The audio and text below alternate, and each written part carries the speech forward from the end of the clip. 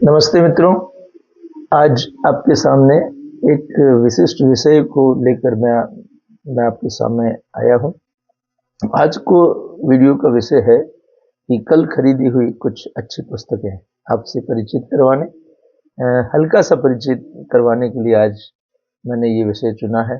कल अहमदाबाद में पुस्तक मेला लगा था। हर साल नवंबर के महीने में अहमदाबाद नगर पालिका पुस्तक मेला लगाती है और खुशी की बात यह है कि इस बार मैंने देखा कि नौजवान बच्चे, कॉलेज के लड़के लड़कियां और स्कूल के बच्चे बहुत सारे पुस्तकें खरीद रहे थे और पुस्तकों के प्रति लोगों की रुचि बढ़ी है। ये अच्छा संकेत है। मध्यम वर्ग के, उच्च मध्यम वर्ग के लोग घरों में पुस्तकें रखने का एक नया फैशन ट्रेंड गुजरात में आ रहा है, क्योंकि गुजरात तो चौपड़े का देश है, चौपड़ी का देश नहीं है।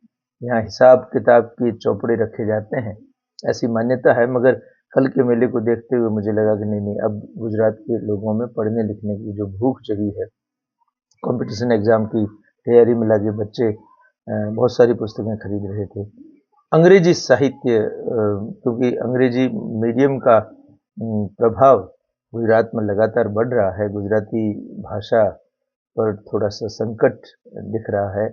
हिंदी पर भी संकट तो है ही गुजरात में, मगर अंग्रेजी के प्रति रुचि, अंग्रेजी साहित्य के प्रति रुचि, अंग्रेजी की पुस्तकों के प्रति रुचि, ये थोड़ा सा मुझे लगा कि नौजवानों में ज़्यादा ये ट्रेंड चल रहा है। खैर, अच्छा है, कुछ भी पढ़े, अंग्रेजी पढ़े, हिंदी पढ़े, गुजराती पढ़े। साहित्य के माध्यम से मनुष्य एक अच्छा मनुष्य बनता है, तो भाषा कोई भी हो, उससे कोई फर्क नहीं पड़ता।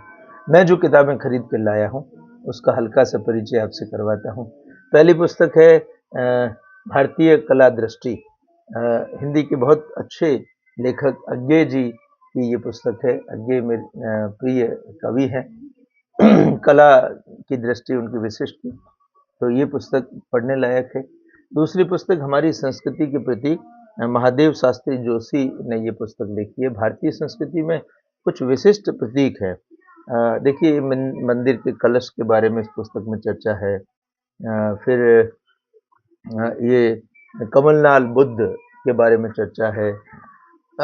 इस पुस्तक में भारतीय संस्कृति के जो प्रतीक है, जिनको ये देखिए, नटराज की मूर्ति है, उसके बारे में लिखा हुआ है। तो हम भारतीय संस्कृति के प्रतीकों को सरलता से समझ सकें। ये देखिए, दीप शिखा का चर्चा है। भारतीय संस्कृति के प्रतीकों को हम समझ सकें, अपने विद्यार्थियों को समझा सकें, उसके लिए पुस्तक बहुत ही महत्वपूर्ण है। इतिहास के महापुरुष, ये पुस्तक जवाहरलाल नेहरू द्वारा लिखित है और बुद्ध हैं, महावीर हैं, शंकराचार्य हैं, ईसा मसीह हैं, शिवाजी भी हैं, अब्राहम लिंकन, और यहाँ कार्ल मार्क्स भी है। देखिए, बुद्ध की इसमें जो अनुक्रमणिका है, उसमें जिन लोगों के बारे में नेहरू जी ने लिखा है, उसकी एक लिस्ट आपके सामने पढ़ता हूँ। महावीर और बुद्ध, सुकरात, सिकंदर, चंद्रगुप्त मौर्य और चाणक्य, अशोक, ईसा और ईसाई धर्म, गुप्त सम्राट, हर्षवर्धन, शंकराचार्य, हजरत मोहम्मद, इस्लाम, मजमूद गजनवी, मोहम्मद तुगलक, चंगेज खां, मानयात्री, मार्को पोल, फिरोज शाह तुगलक, तैमूर लंग, हिंदू सुधारक, विलियम प्रिंस, चार्ल्स प्रथम, बाबर, अकबर, अकबर के उत्तराधिकारी, शिवाजी, क्लाइव हेस्टिंग, चीन एक महान चंपू शासक, शिविंग लुंग, नेपोलियन, कुछ और हिंदू सुधारक, डॉक्टर सनातन सेन, रजा साहब पहलवी, मैजनी और गेरवी, जर्मनी का लोक पुरुष बिस्मार्क, कुछ प्रसिद्ध लेखक, चार्ल्स डार्विन, लोकतंत्र के प्रतिपादक, कार्ल मार्क्स, विक्टोरिया और उसके प्रधानमंत्री, अब्राहम लिंकन, रूसी क्रांति और लेनिन, आयरलैंड की लड़ाई और दिवेले और कमाल पाशा। आप सोचिए कितने व्यापक तौर पर नेहरू जी ने विश्व के जिन लोगों के बारे में लिखा है, उनके बारे में बहुत गहराई से अध्ययन किया होगा, तभी ये विश्लेषित कर सकते हैं। ये पुस्तक भी पढ़ने लायक है। दूसरी पुस्तक मैंने जो लाई, मेरे प्रिय लेखक हैं लियो टॉलस्टॉय। गोर्की और टॉलस्टॉय मुझे बहुत प्रिय है। ये रूसी लेखक हैं। आप जानते हैं कि टॉलस्टॉय गांधी जी को भी बहुत प्रिय थे। टॉलस्टॉय की कहानियों का ये तीसरा भाग है। इससे पहले 2 भाग आ चुके हैं। मित्रों, टॉलस्टॉय वो लेखक है जिन्होंने अपनी सारी संपत्ति अपने कृषकों को दान में दे दी थी। तो टॉलस्टॉय को पढ़ना मतलब एक महामानव को पढ़ने के बराबर है। हजारी प्रसाद द्विवेदी जी के संकलित निबंध, ये निबंध संग्रह नामवर सिंह जी द्वारा संपादित किया हुआ है और इस निबंध संग्रह को राष्ट्रीय पुस्तक न्यास भारत नेशनल बुक ट्रस्ट ने छापा है। अशोक के फूल, शिरीष के फूल, कूटज, नाखून क्यों बढ़ते हैं, वसंत आ गया, ठाकुर जी की बटोर, भीष्म को क्षमा नहीं किया गया, एक कुत्ता और मैना, बहुत सारे अच्छे निबंध। क्या होता है निबंध की कला, क्या होती है निबंध, कहाँ से प्रारंभ किया जा सकता है, और फिर चिंतन की धारा जिस प्रकार से इन निबंधों में बही है। नाखून क्यों बढ़ते हैं का अक्सर मैं उदाहरण देता हूँ। उन निबंधों को पढ़कर लगता है कि निबंध कैसे लिखा जाता है।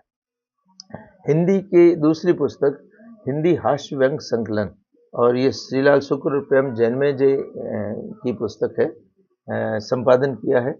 इसमें लगभग बालकृष्ण भट्ट, भारतेंदु हरिश्चंद्र से लगाकर सुरेंद्र कांत और ज्ञान चतुर्वेदी जी तक के हमारे जो भारतीय लेखक हैं, विशेषकर हिंदी के व्यंगकार हैं, उनके व्यंगों का इसमें संकलन किया गया। ये पुस्तक भी लाइब्रेरी में बसाने लायक है और पढ़ने लायक है। इसका प्रकाशन राष्ट्रीय पुस्तक न्यास नेशनल बुक स्टॉल ने किया है। इब्ते बतूनी, ये देवी प्रकाश दुबे का, ये देवी प्रकाश जी की तस्वीर। ये पुस्तक मैंने इसलिए लाई, ये छोटा सा उपन्यास है, न भेजी गई चिट्ठियों के नाम देवी प्रकाश ने लिखा है, मगर ये लखपति लेखक इसमें लिखा हुआ था। हालांकि लखपति है करोड़पति वो मैं नहीं जानता, मगर मुझे लगा कि कुछ नई स्टाइल में इसमें देखिए 215 वाला बॉयफ्रेंड नहीं खास दोस्त, कई संदूक, अलग अलग नामों से जैसे कहानियां लिखते हैं, वैसे उन्होंने एक उपन्यास, नई टेक्निक उपन्यास लिखने की इसमें पता चलती है। ये पुस्तक काफ़ी चर्चित रही और इसीलिए मुझे लगा कि इस पुस्तक को पढ़ना चाहिए। गीत चतुर्वेदी नए लेखकों में, Simsim the JCB prize for literature 2023 की लॉन्ग लिस्ट में शामिल ये पुस्तक है। ये पुस्तक छापी है, पहला संस्करण 2023 में आया था, दूसरा संस्करण 2024 में आया, और ये पुस्तक भी काफ़ी चर्चित रही है। गीत चतुर्वेदी भी इस समय अच्छे लेखकों में माने जाते हैं हिंदी के, तो मुझे लगा कि नहीं, पढ़ना चाहिए।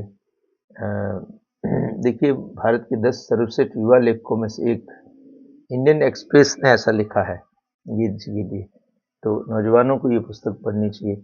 सरदार जी को आप पहचानते हैं बिल्कुल, इनकी तस्वीर देखकर आप पहचान गए होंगे।